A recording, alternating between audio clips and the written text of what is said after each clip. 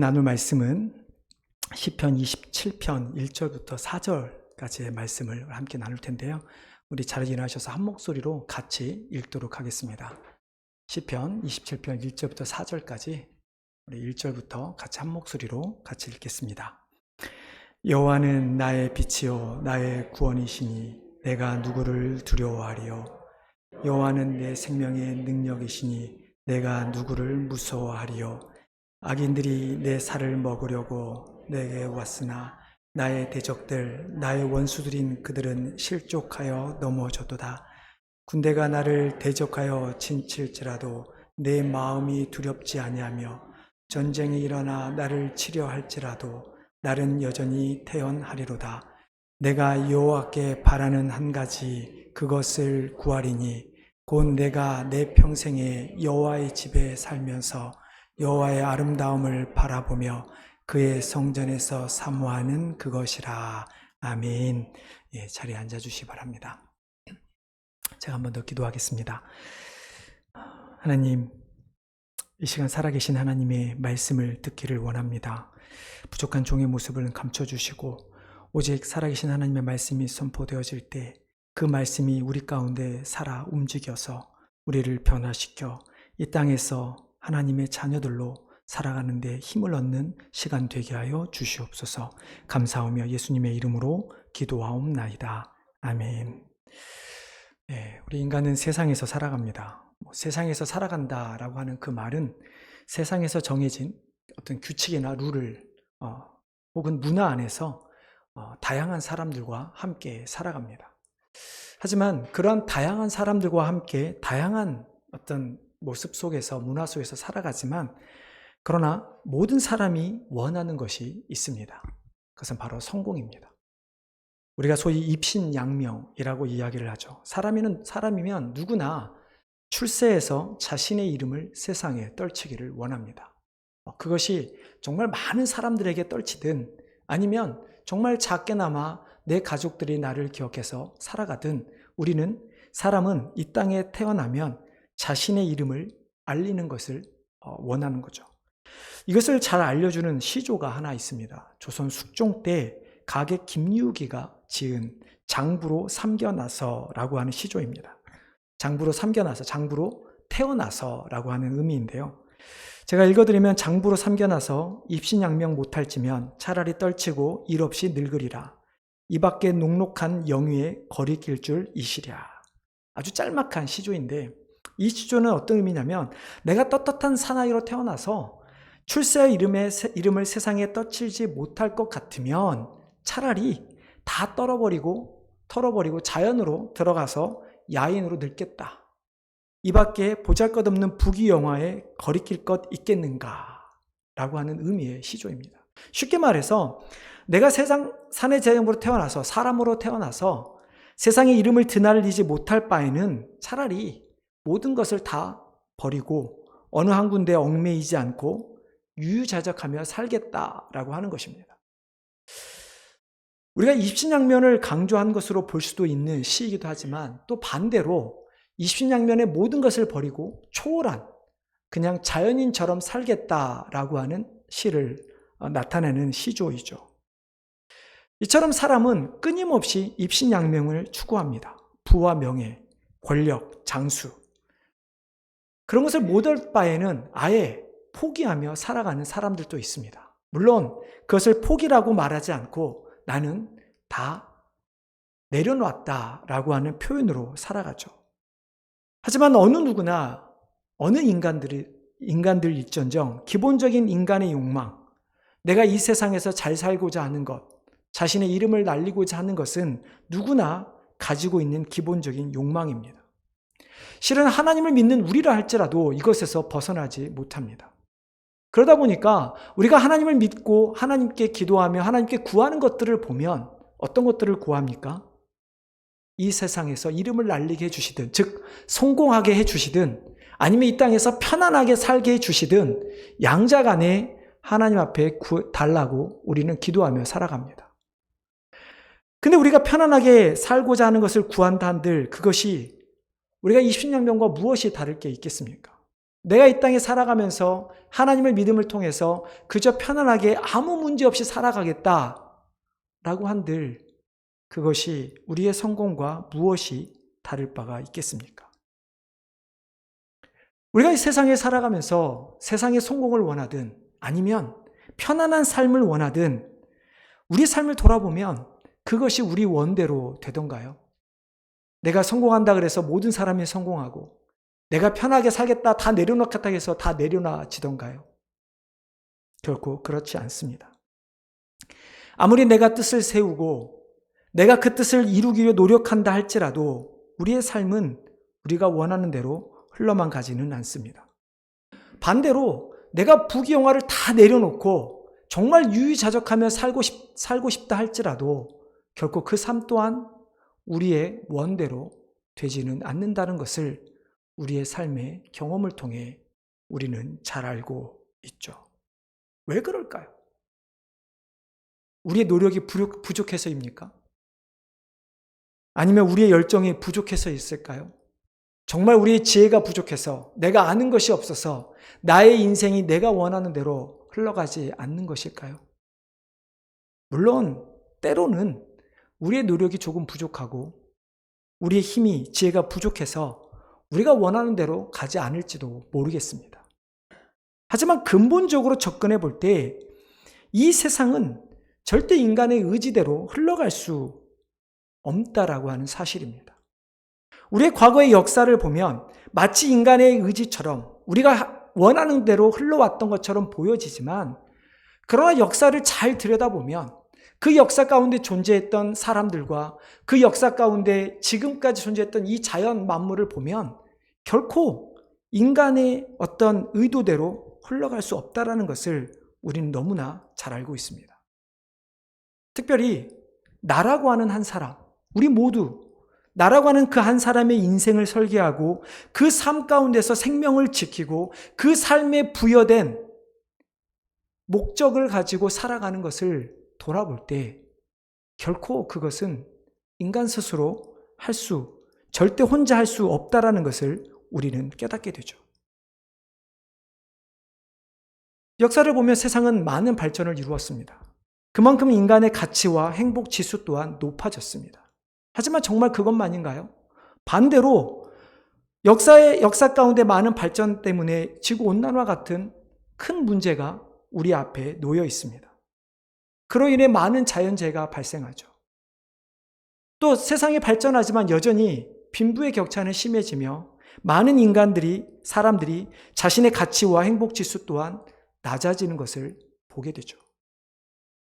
만약 인간이 스스로 자신의 인생을 잘 완벽하게 꾸릴 수 있고 그 완벽하게 자신의 인생을 살아갈 수 있다면 우리가 역사를 돌아볼 때 결코 역사 가운데 어떠한 실패도 존재해서는 안 될 것입니다. 모든 인간이 완벽한데 어떻게 역사 가운데 실패가 있겠습니까? 어느 때보다 이상적인 세계를 이루어야만 합니다. 하지만 지금의 세상을 보면 여러분 어떠십니까? 여러분이 생각한 이디오피아 같은 어떤 이상적인 세계가 우리 앞에 펼쳐져 있습니까? 모르겠습니다. 과거의 영화에서처럼 정말 인간이 아주 편하게 된 모든 것이 로봇들로 바뀌어져서 아무것도 하지 않아도 누릴 수 있는 그런 세상이 오는 것처럼 보일지도 모르겠지만 오히려 그것 때문에 인간은 더욱더 고통을 당하고 더욱더 좌절을 느끼고 더욱더 실패를 경험하게 될 것입니다. 우리와 생각과는 달리 반대로 가는 이 세상 속에서 우리는 과연 어떻게 살아가야 하는 것일까요? 오늘 읽은 본문 또한 한 인간이고 목동이었고 왕인 다윗이 똑같은 고백을 하고 있습니다. 우리가 알고 있는 다윗, 정말로 하나님을 온전히 의지했던, 하나님께 자신의 모든 것을 내어드려서 하나님의 인도하심대로 살았던 그 다윗, 정말 믿음이 강했던 다윗이지만 그러나 다윗의 삶도 결코 처음부터 그렇지만은 않았던 것을 우리는 잘 알 수 있습니다.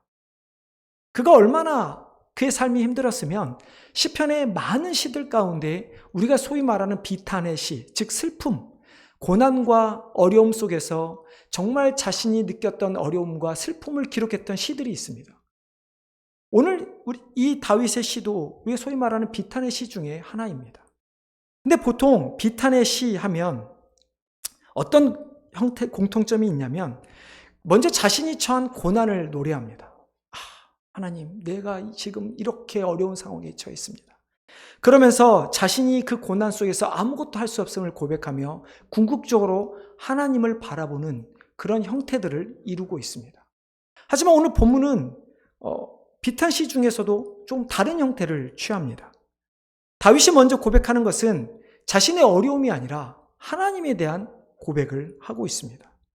그러면서 자신이 처해 있는 어려운 어떤 환경 속이라 할지라도 하나님께서 자신의 하나님 되시기에 내가 하나님 앞에 태연하게 살아갈 수 있다라는 고백을 하고 있는 것이 오늘의 시입니다.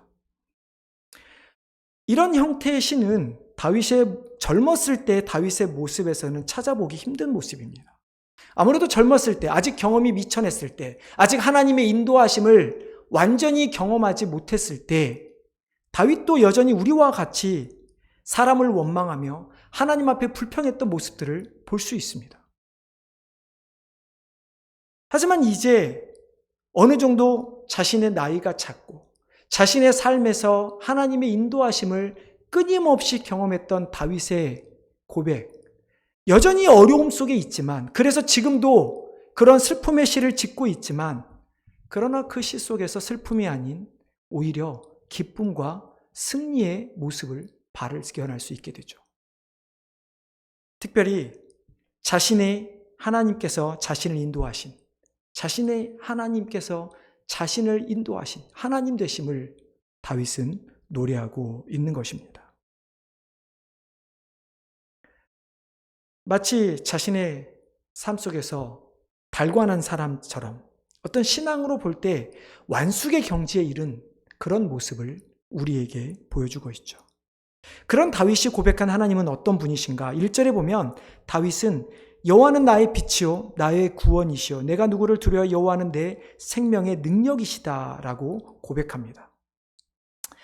왜 많고 많은 표현 중에 이런 표현을 썼을까요? 빛, 구원, 생명의 능력. 이것은 대체 어떤 연관성이 있을까요? 여러분 잘 알겠지만 양을 치다 보면 시편 23편처럼 푸른 풀밭과 쉴만한 물가로 양들을 인도해 가야 합니다. 우리가 너무나 쉽게 그것이 우리 집 옆에 있어서 양들을 조금만 인도해서 가면 될 거라고 생각할지 모르겠지만, 당시에는 양들을 푸른 풀밭으로 인도하기 위해서 몇 날 며칠 밤을 새서 날을 새서 양들을 인도해 가야 합니다. 여러분 그 길이 쉬웠을까요? 지금처럼 도로가 있습니까? 그렇다고 지금처럼 대단한 무기나 대단한 누군가의 가드가 있어서, 보호자가 있어서 다윗을 인도해 갑니까? 다윗이 목동에 있던 시절은 10대였습니다. 여러분 10대 그러면 지금 제 아이들이 10대입니다. 셋 다 아직 10대인데 마치 지금 제 아이들에게 저기 한 며칠 정도 멀리 있는 바다, 시내나 산에 다녀오라고 하면 저희 아이들이 네 하며 다녀올 수 있을까요? 요즘 시대에 그러면 아동학대로 처벌받게 됩니다.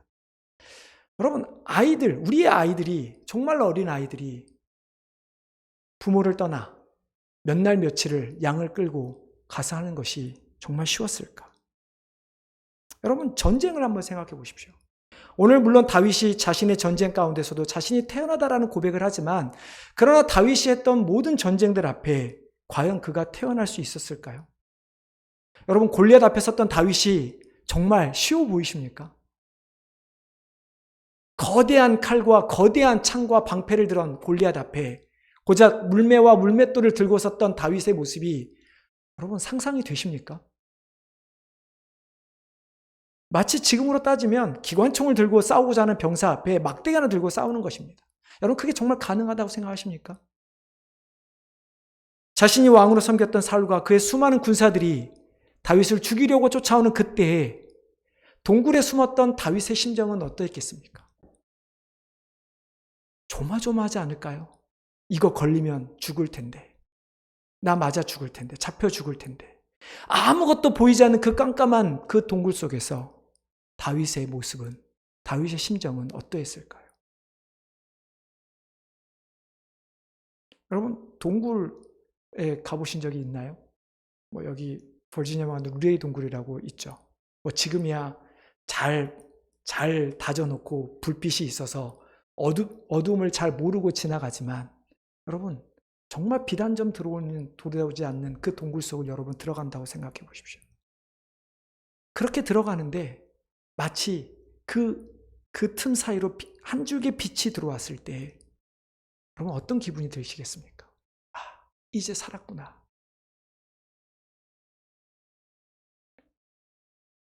우리 삶에서도 이런 경험들이 있지 않습니까? 마치 계란으로 바위를 치는 것 같은 상황들이 우리에게 찾아옵니다. 내가 아무리 노력하고 내가 죽도록 힘을 다해도 도저히 해결할 수 없는 일들을 맞닥뜨리게 됩니다. 여러분 그럴 때 어떻게 하는 것일까요? 다윗이 동굴에 숨었을 때 하나님께서 그에게 빛을 보이셨던 것처럼 자신이 생명이 경각에 달려있을 때 하나님께서 그 피할 곳을 보여주셨던 것처럼 우리도 하나님의 그 빛을 따라 살아가는 자들이 되어야 합니다. 여러분 밤에 운전해 보시면 어떻습니까? 헤드라이트 켜고 교회에서 집을 간다고 생각해 보십시오. 집까지 헤드라이트이 비춰주나요? 그저 우리의 바로 몇 미터 앞만 보여줄 뿐입니다. 그 빛을 따라 조금 가면 또 다른 빛을 비춰주게 되고 그러면서 우리는 집에 도착하게 되죠. 이처럼 다윗은 자신의 삶에서 하나님께서 자신에게 빛으로 오셔서 빛으로 보여주셨던 그 길들을 걸어감을 통해서 그의 인생의 마지막 때에 그는 하나님을 자신의 빛으로 고백할 수 있었던 것입니다. 이것은 어느 한순간에 이루어지는 것이 아닙니다. 끊임없이 하나님께서 보여주시는 그 빛을 따라 걸어가는 자들만이 마지막 궁극에 하나님의 빛 가운데 거하는 자들로 설 수가 있게 되는 것이죠. 우리가 해야 하는 것은 자동차의 헤드라이트의 빛을 따라가듯이 그 하나님의 말씀의 빛 앞에 겸손히 따라가는 것입니다.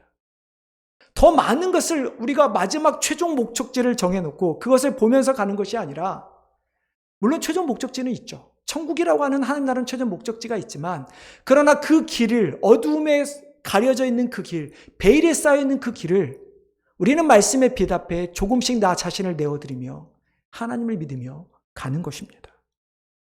그래서 다윗은 하나님을 자신의 빛이라고 지금 고백하고 있는 것이죠.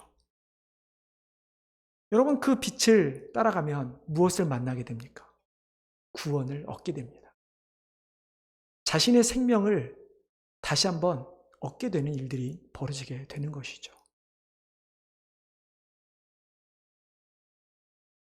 여러분 우리에게 빛 되신 분이 누구십니까? 예수 그리스도입니다. 우리가 정말 예수 그리스도를 믿으면 그 빛 되신 주님을 따라갈 때 비로소 우리도 언젠가 어떤 상황 속에 있다 할지라도 하나님이 나의 빛이셨기 때에 내가 빛의 길로 인도함 받았다라고 고백할 수 있게 되는 것이죠. 다윗은 과거 자신이 보았던 그 빛, 그 구원의 손길, 그 생명의 능력 되시는 하나님을 현재 닥친 고난 가운데서 바라보았더니 더 이상 나에게 닥친 고난이 나를 쳐들어오는 나를 대적하는 그 대적들이 이제는 더 이상 대적들이 되지 않는다라고 고백하고 있는 것입니다. 이것이 2절과 3절의 말씀입니다. 악인들이 내 살을 먹으려고 내게로 왔으나 나의 대적들 나의 원수들은 그들은 실족하여 넘어졌도다. 군대가 나를 대적하여 진칠지라도 내 마음이 두렵지 아니하며 전쟁이 일어나 나를 치려 할지라도 나는 여전히 태연하리로다. 여러분 이게 정말 가능한 일인가요? 우리는 조금만 누가 나를 거슬러도 우리는 화를 내며 우리는 싫어합니다. 어느 누가 나를 했을 때 우리는 유유자적할 수 없습니다. 쳐서 물리쳐야 하는 것이 인간의 속성입니다. 근데 그 대적이 내가 어떻게 할 수 없는 대적이라면 그 대적 앞에 떨 수밖에 없는 우리들의 모습이지만 하나님이 우리의 빛이 되어주셨을 때 다윗의 고백처럼 이제 나는 태어나리라. 그래 얼마든지 쳐들어와. 얼마든지 해봐. 나는 괜찮아. 하나님께서 나의 빛이요 구원이시요 생명의 능력이 되시는 그 하나님을 다윗은 고백하며 나아가고 있는 것이죠. 근데 우리는 무엇이 두려워 하나님을 버리고 세상과 타협하며 살아가는 것일까요? 여러분들은 무엇이 두려워서 그렇게 떨고 계십니까? 우리의 연약한 그 모습. 여러분, 다윗이라고 달랐을까요? 다윗이라고 처음부터 담대했고 처음부터 두려움 없이 살아갔던 존재였습니까? 그렇지 않죠. 앞서 말씀드린 것처럼 그가 많은 경험들 속에서 하나님의 인도하심 속에서 그는 마침내 그의 마지막 때에 하나님을 완전히 믿고 신뢰할 수 있었던 것입니다. 근데 여러분, 우리가 꼭 그래야 합니까? 다윗보다 우리는 훨씬 더 많은 경험들을 성경을 통해서 얻고 있습니다. 수많은 인물들이 성경을 통해 기록되어 있고 하나님께서는 그 인물들을 통해서 우리에게 알려주시고자 하는 것이 내가 너의 빛이라는 것을, 내가 너의 구원자임을 알려주고 계시지 않습니까? 근데 왜 우리는 여전히 마지막 인생까지 기다리기를 원하십니까? 지금 이 순간 우리의 빛 되시고 구원 되시고 생명의 능력 되시는 하나님 앞에 모든 것을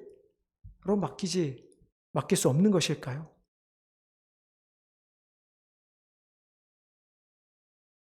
우리도 다윗처럼 하나님 앞에 우리의 모든 것을 맡기는 자들이 되기를 바랍니다.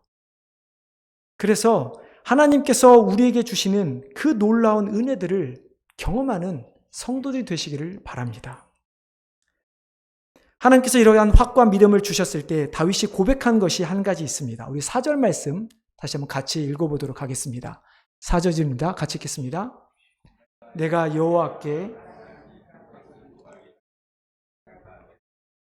여호와의 집에 살면서 여호와의 아름다움을 바라보며 그의 성전에서 사모하는 그것이라. 다윗은 자신의 삶에서 역경을 이길 때마다 그가 구했던 것은 재물도 아니었고 명예도 아니었고 장수도 아니었습니다. 그가 원했던 건 단 한 가지, 그의 평생에 걸쳐 여호와의 집에 사는 것이고 그곳에서 하나님의 아름다움을 바라보며 성전에서 하나님을 사모하는 것이었습니다. 여러분, 이것이 정말로 하나님을 빛으로 구원자로 생명의 능력으로 믿는 자들의 모습이 되어야 하는 것이죠. 여러분, 목동으로 태어나 왕위에 올랐던 다윗, 많은 어려움을 겪고 헤쳐나가면서 왕위에까지 올랐던 다윗, 정말 어느 누구 부럽지 않았던 사람이 다윗이었습니다. 근데 그가 원했던 것이 무엇이라고요? 평생에 여호와의 집에 사는 것.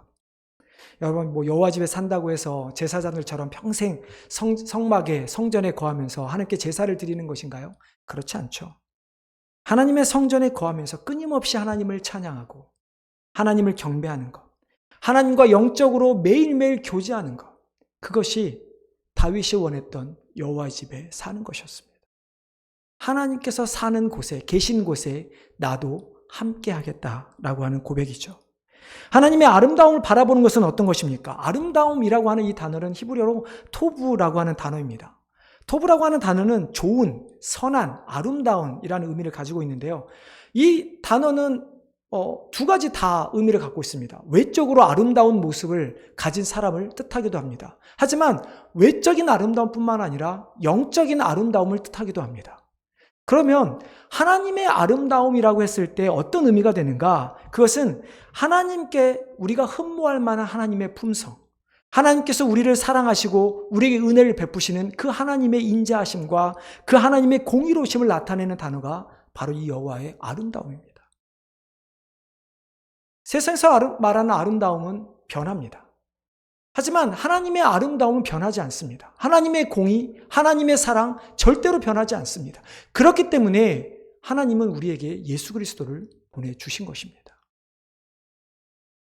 이 하나님의 아름다움을 의미를 보다 분명히 알 수 있는 것이 이사야서 35장 1절 2절의 말씀입니다. 제가 읽어드리겠습니다. 광야와 메마른 땅이 기뻐하며 사막이 백합화와 같이 피워 즐거워하며 무성하게 피어 기쁜 노래로 즐거워하며 레바논의 영광과 갈멜과 사론의 아름다움을 얻을 것이라. 그것들이 여호와의 영광 곧 우리 하나님의 아름다움을 보리로다. 하나님의 아름다움을 보는 것이 어떤 겁니까? 하나님의 영광이라고 고백합니다. 이 이사야서의 이 말씀은 하나님께 범죄하여 멸망당한 이스라엘 백성들을 하나님께서 다시 회복해서 하나님의 영광을 그들에게 보여주시겠다는 말씀입니다. 그리고 그들로 하여금 하나님의 영광을 따라 살아갈 수 있는 백성들로 다시 회복시키겠다라는 말씀인 것이죠. 그러면 하나님의 아름다움은 무엇입니까? 바로 우리의 구원을 나타내는 것입니다. 하나님께서 이스라엘 백성들 다시 회복하시듯 죄 가운데 멸망했던 우리 인간들을 다시 회복하시는 그 하나님의 아름다움, 그 선하심을 다윗은 바라보겠다라는 것이죠. 다윗의 평생토록 하나님의 구원을 경험했던 것처럼 그는 하나님의 집에 살면서 하나님께서 인도하셨고 구원하신 그 아름다움을 내가 바라보며 고백하며 살아가겠다라고 하는 것입니다. 그러니 그런 다윗이 평생토록 성전에 사는 것이 무엇이겠습니까? 우리의 필요를 구하는 것일까요? 대적의 손에서 노임을 구하는 것이 다윗이 하는 일이었을까요? 아니죠. 성전에서 그가 했던 일은 바로 하나님을 사모하는 것입니다. 평생 하나님을 만나기를 원하고 평생 하나님과 동행하기를 원하고 평생 하나님과 대화하며 소통하기를 원했던 바로 그의 모습. 다윗은 오래전에 이미 이 사실을 실은 알고 있었습니다. 하지만 이 땅에서의 삶이 다가 아니라 영원한 삶이 있다는 것을 다윗은 알았기 때문에 다윗은 이 땅에서만이 아니라 영원토록 내가 평생에 하나님을 사모하는 그 마음을 품고자 한 것이죠. 그리고 다윗이 이렇게 확신에 찬 고백을 할 수 있었던 것은 하나님께서 자신의 삶에서 그것을 실제로 보여주셨기 때문인 것입니다. 자신의 힘으로 산 것이 아니라 하나님의 힘으로 살았기 때문에 하나님의 영광을 사모하며 하나님의 영광을 나타내길 원했던 다윗의 모습. 그래서 다윗은 확신에 찬 고백으로 1절에 고백을 하고 있는 것입니다. 우리가 이 땅에서 구하고 있는 것은 무엇입니까? 다윗처럼 여호와의 집에 살며 여호와의 아름다움을 바라보며 성전에 사모하는 것을 바라며 것들을 구하고 있습니까? 아니면 내가 성전에 나와 있지만 여전히 재물을 구하고 건강을 구하고 명예를 구하고 행복을 구하고 있습니까? 우리의 행복은 이 세상의 것을 추구할 때 얻어지는 것이 아니라 하나님께서 우리를 향해 원하시는 것을 이루어갈 때 진정한 행복을 누릴 수 있는 것입니다. 왜냐하면 하나님께서 우리를 그렇게 만드셨기 때문입니다. 어제 새벽에 나눴던 전도서 12장 13절에 나와 있는 말씀입니다. 하나님을 경외하고 그의 명령들을 지킬지어다. 이것이 모든 사람의 본분이니라. 인생의 쓴맛 모든 걸 경험했던 솔로몬이 자신의 마지막 때 사람의 본분이 무엇인가를 나타내는데 그것이 하나님을 경외하며 그의 명령을 지키는 것이라 고백하는 솔로몬의 고백. 결국 다윗처럼 다윗과 고백과 일맥상통한 고백인 것입니다. 우리에게 소원이 있다면 다윗처럼 이 땅에서의 장수나 부와 명예가 아니라 하나님의 집에서 살아가는 것이 되기를 바랍니다. 하나님의 집에서 하나님의 아름다움을 바라보며 하나님의 영광을 나타내며 하나님을 사모하는 것이 우리의 소원이 되기를 바랍니다. 여러분, 이 자리에 앉아있다고 해서 하나님의 아름다움을 볼 수 있는 것은 결코 아닙니다. 이 자리에 앉아있지만 하나님을 모른다면, 결코 하나님의 택하심이 없다면 우리는 결코 하나님의 아름다움을 볼 수 없습니다. 우리가 이 자리에 앉아있다고 해서 하나님을 사모하지 않는다면, 하나님을 예배하지 않는다면 우리는 아무것도 얻을 수 있는 것이 없다는 사실을 기억해야 할 것입니다. 우리가 하나님께 구할 것, 그것은 바로 하나님의 살 수 있도록 온전히 예수 그리스도를 붙잡고 살아가게 해달라고. 세상이 말하는 아름다운 재물과 명예, 외모의 아름다움이 아니라 하나님의 아름다움, 하나님의 그 인자하심과 신실하심, 그 하나님의 영광이 나를 통해 드러날 수 있도록, 그래서 우리에게 주신 그 예수 그리스도의 부활과 그 아름다움을 소유해서 그것을 나타내는 자들이 되는 것이 우리의 소원이 되어야 할 것입니다. 하나님께 구할 것이 있다면 바로 사전의 말씀처럼 평생 여호와의 집에 살면서 여호와의 아름다움을 바라보며 그의 성전에 사모하는 그 기쁨을 맛보며 살아가는 우리 성도님들 되시기를 주님의 이름으로 축원합니다. 하나님, 여전히 우리는 부족하고 여전히 우리는 죄인이며 여전히 우리는 세상의 것 성공에 목말라 있는 자들임을 고백합니다. 하나님, 그러나 그러한 자들이 수백 번 넘어져도 다시 잡아 일으켜 주시는 하나님의 그 놀라운 은혜를 경험하며 우리의 고백도 정말 다윗처럼 여호와는 우리의 빛이요 우리의 구원이요 우리의 생명의 능력 되심을 고백하며 우리가 그 하나님을 믿으며 나아갈 때 평생 구할 것이 영원히 하나님과 함께하는 것임을 고백하는 그것이 진정한 우리의 소망이 되기를 간절히 바랐고 원합니다. 하나님, 그러한 성도들의 그 소원을 하나님께서 들어주시옵시고 우리를 이 땅에서 놓지 마시고 정말 영원한 하나님의 나라 가기까지 우리를 붙들어 주시옵소서. 감사하며 예수님의 이름으로 기도하옵나이다. 아멘. 이 시간 우리 준비하신 예물